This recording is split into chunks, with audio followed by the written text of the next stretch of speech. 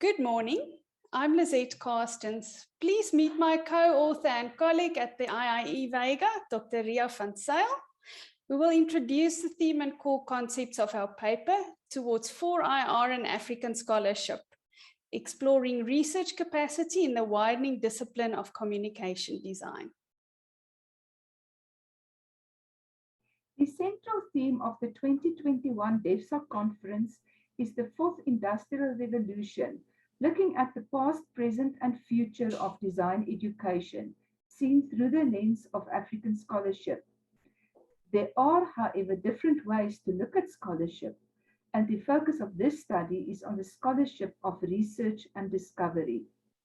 The purpose of the study is to explore local research capacity in the communication design field, and the aim is to identify key indicators and some strengths, opportunities, challenges, and threats. The knowledge production modes 1 to 3 framework is used to provide an underlying structure for the paper. Mode 1 knowledge is seen as scientific knowledge, basic research that is less concerned with application and that is quality controlled by disciplinary peers. Mode 2 knowledge production centers around inter, trans, and multidisciplinarity, local, social accountability, civic engagement, and reflexivity, with overlapping phases of discovery and application, and with quality determined by the usefulness of the solutions. Mode 3 knowledge is a catch-all term for a multi-level knowledge system perspective, where modes 1 and 2 can be integrated and combined, and that is extended beyond the university and industry to include society and environment. Our conceptual framework outlines the concepts that drive current knowledge production in communication design, such as 4IR, the widening domain of our discipline, and the need for new and decolonized knowledge. We can only introduce these concepts in this presentation, and Lizette will provide a brief overview. Schwab describes the world at a crossroad. On the one hand, the failure of social and political systems, the destruction of the natural environment, and widening inequality. And on the other hand, the disruptive potential of 4IR technologies and new ways of creating value for organizations and citizens. Rapid development in 4IR technologies and the global interconnectedness of people impose a new set of rules for design based on interactivity and user participation. Design has become a critical co-creative practice where technology is applied to support local culture. Any effective 4IR education should include a critical consideration of the cultural, socio-economic, and political effects of new technologies on humanity in a way that fosters deep intercultural understanding and an abiding respect for freedom and human rights. A new culture and practice, of course, raises questions that demand new design knowledge and require an integration of design practice, design research, and design education to explore a new landscape for innovation and growth. Ria will discuss where we are in terms of design research capacity to meet this demand. In South Africa, scholarly capacity is aligned with Mode 1 Western measures of peer-reviewed research output and impact factors. If you publish in an approved journal, you will earn 1 unit. A scholarly chapter in a book will earn you between 1 to 10 units, depending on the page numbers.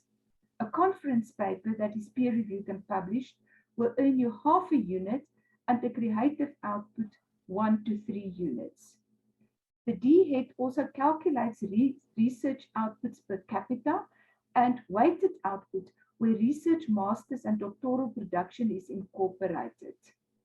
The DHET reports annually on output according to the classification of educational subject matter as fields of study. Communication design falls into SESAM 3 under visual and performing arts. This makes design-specific analysis difficult, and many of the new fields in design are also absent in the current classification. The latest 2019 report shows that SESAM 3 reported 174 units, less than 1% of the total number of units. To get a sense of how many articles are produced by local communication design researchers seemed to be a daunting task in the absence of discipline-specific publication data. A hand search using the WorldCat database was conducted for a 10-year period, and a total of 89 articles were found using the keywords on the slide. Searches were filtered and further analyzed to determine in which journals these are published, as well as the dominant themes. The journal Image and Text stands out as the #1 place of publication. Image and Text started out with a focus on design and has since 2011 evolved to include interdisciplinary topics such as visual and design culture. Image and Text was indexed by Cielo in 2018, so data on impact factors and citations are still developing. There is currently not a dedicated design-specific research journal in South Africa. We identified 10 papers published in international journals and will keep on building the database in future to track publication trends. Thematically, articles on design for humanity, design culture, and education tend to dominate. This confirms the observation that in the global south, more of a mode to civic-oriented value system for research prevails. There is a much smaller focus on industry and technology.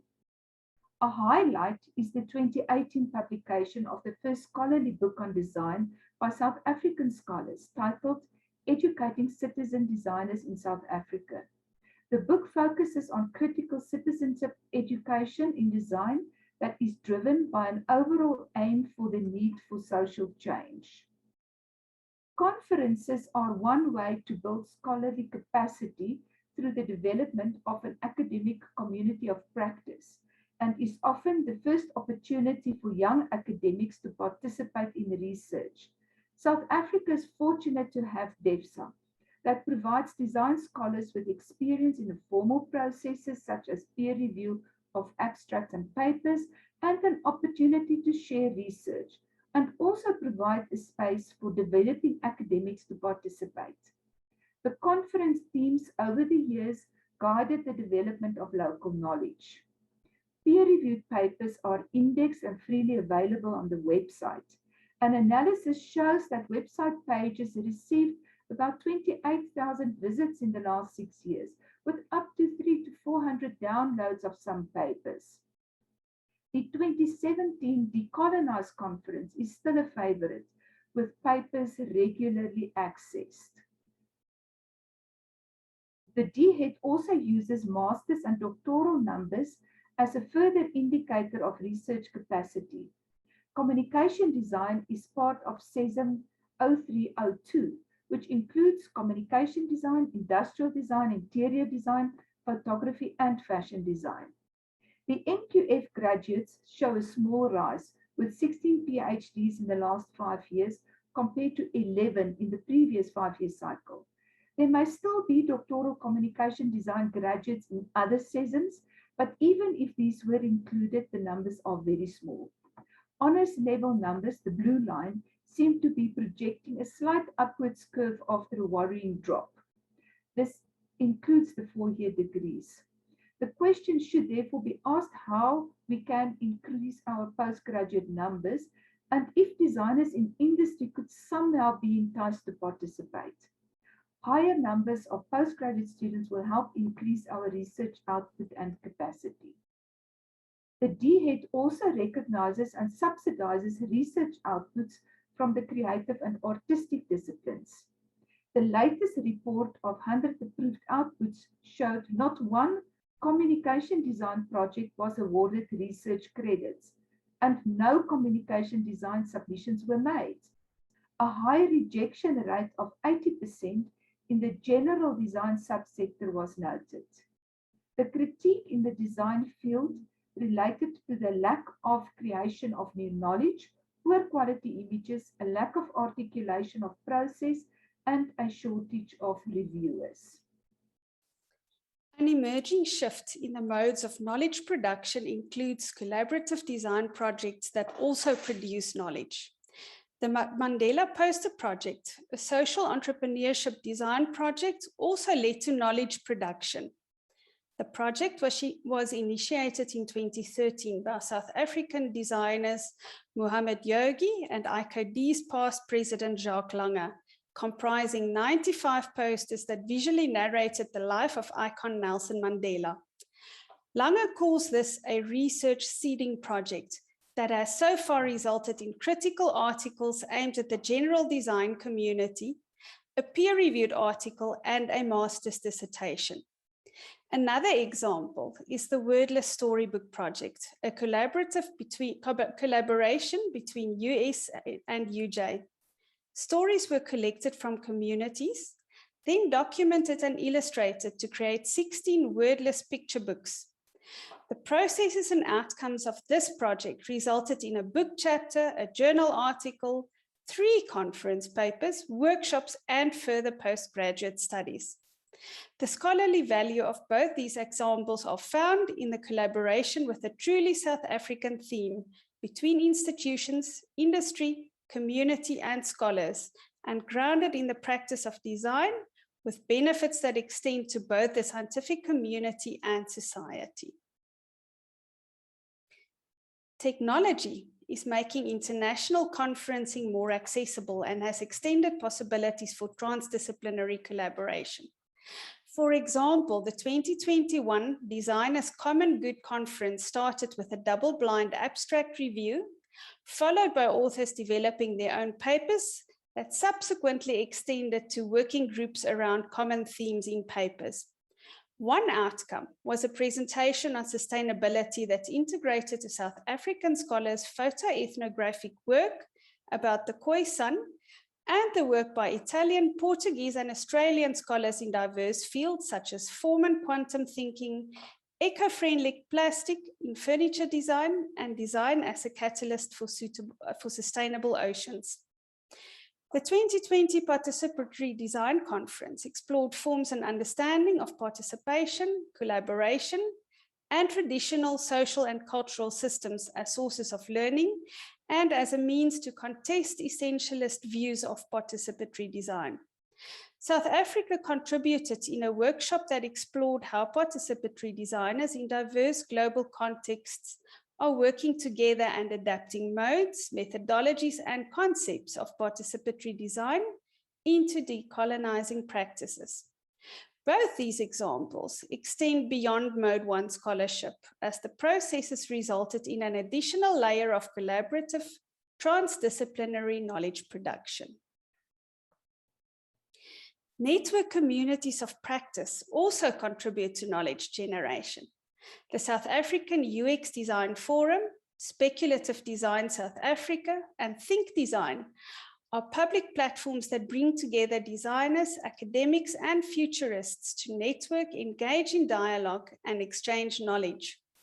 Events such as the DXZA conference, organized by a community of UX practitioners, as well as the well-known TEDx events, connect industry, students, and scholars to spark grassroots discussions, share knowledge, and engage in dialogue about technology, practices, and disciplinary intersections. The existence of vibrant community platforms may suggest the emergence of an intellectual activism that will include broad society in knowledge creation. Shifting modes of knowledge creation open new possibilities in terms of who can participate, what form participation might take, and how knowledge is produced and shared. They are broadly accessible, inclusive, and collaborative. They can accommodate both local and global perspectives and provide rich soil for producing and disseminating new knowledge. The risk associated with these modes of knowledge creation is that the value and relevance are determined by participants who may disengage if they perceive the knowledge produced to be irrelevant or of limited value.